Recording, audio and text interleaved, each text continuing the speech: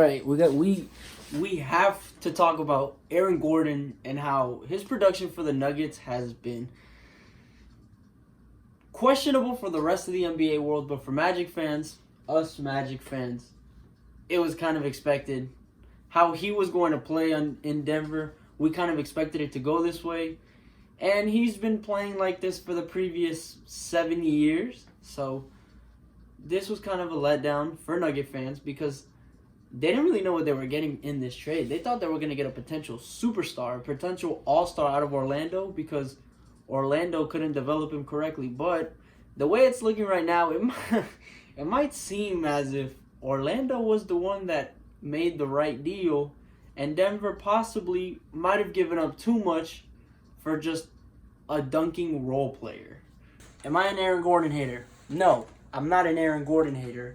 I'm just going to speak to you why I believe Aaron Gordon has been and is going to be disappointing for the Nuggets this season. So, all right, let's get into it. So, going based off stats, we'll start with the stats. So, in Orlando, 25 games, Aaron Gordon averaged 14.6 points a game. He averaged 6.6 rebounds and 4.2 assists with 2.7 turnovers. His three-point percentage was statistically one of his best seasons this year shooting from the three, which is one of the reasons why Denver made such a strong pursuit in Aaron Gordon. Now, since being traded to the Denver Nuggets, Aaron Gordon, 22 games, 26.2 minutes a game, 10 points a game, which is expected. He's going into a brand new system, whole new different system, whole new different players, whole new different play styles. He has to adjust to everything. So his point value is going to go down.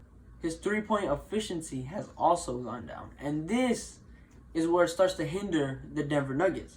So this season, he shot 2.6 threes a game for the Nuggets. 2.6. He's already shooting 2 less whole threes for the Nuggets, but he's shooting on 25.9% from those threes. Now, his field goal percentage overall has improved in Denver to almost nearly 50% on how many? On 8.1 field goal attempts, while in Orlando, he was shooting 43%. The reason why I'm talking about this is because Aaron Gordon was advertised to be a 3-and-D player. A 3-and-D player who was expected to guard the other team's best player while also getting up some shots on the other end of the court. So the reason why he fits in so perfectly with Denver is because he's a cutter. He's someone that loves to cut to the rim. He's someone that loves to shoot the ball. But the issue that comes in here is he's not what the Nuggets expected him to be. So the whole NBA always thought Aaron Gordon had all-star potential. Aaron Gordon is an all-star. He will be an all-star one day. Us Magic fans believed it too. Aaron Gordon will have a consistent three-point shot one day. Aaron Gordon will be a consistent mid-range shooter one day. Us Magic fans believe that too.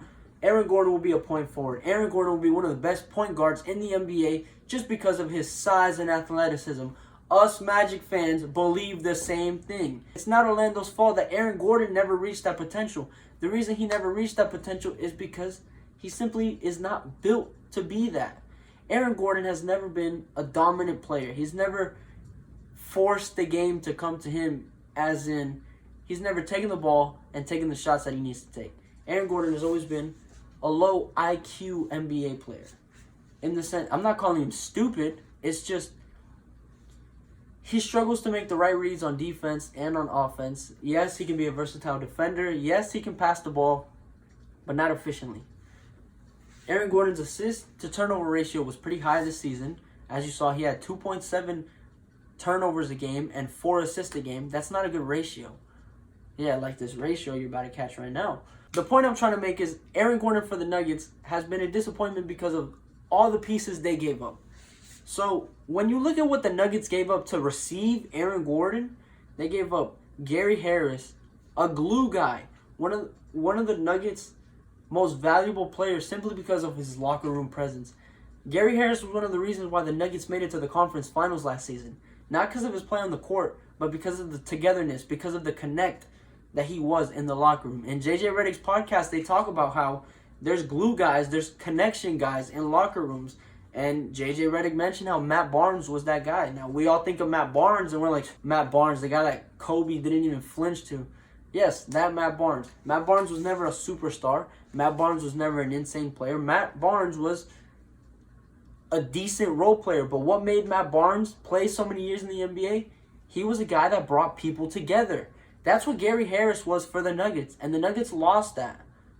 For the Lakers this season, we can see how important glue guys were because last year they had Rondo, Dwight Howard, JaVale McGee, and Danny Green. And Rondo. All 5 of those guys are glue guys who bring teams together. You could say Rondo is the one that brought the team together on the court because that's exactly what he did. JaVale McGee brought the team together off the court. JaVale McGee is not a superstar. He's not an amazing NBA player, but he's a glue guy. Glue guys are important in the NBA, and not many people are valuing them. So that's what Gary Harris was for the Nuggets. Already, you lost one of your major pieces in this trade. Now, some will argue Gary Harris's contract was pretty expensive. It's worth getting him off the books.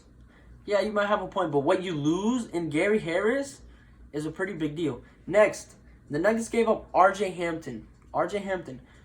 Before R.J. Hampton went to New Zealand, he was a potential top 5 pick in last year's NBA draft. Last year's NBA draft. The reason being is because of his athleticism and just the way he plays overall. He has huge potential, and the Nuggets knew this.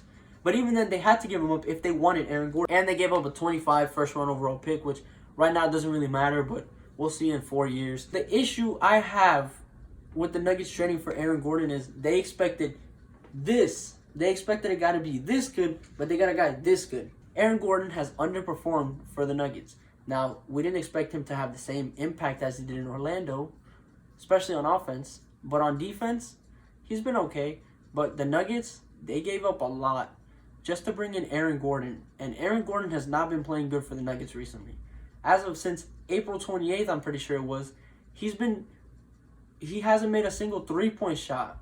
So, when it comes down to it, yes, you could give the Nuggets some excuses. Jamal Murray's injured. The team is not going to flow like they typically do.